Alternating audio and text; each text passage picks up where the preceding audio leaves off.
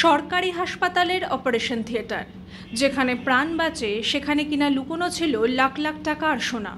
চাঞ্চল্যকর এই ঘটনা দক্ষিণ 24 পরগনার ক্যানিংয়ে। মঠের দিঘি গ্রামীণ হাসপাতালের ওটি থেকে উদ্ধার হলো একটি পরিত্যক্ত সুটকেস। খুলতেই চক্ষু চড়ক গাছ পুলিশের। ভেতরে নগদ প্রায় 20 লক্ষ টাকা, প্রচুর সোনা গয়না আর আধার কার্ড। কিন্তু এই সম্পদ সেখানে এলো কিভাবে?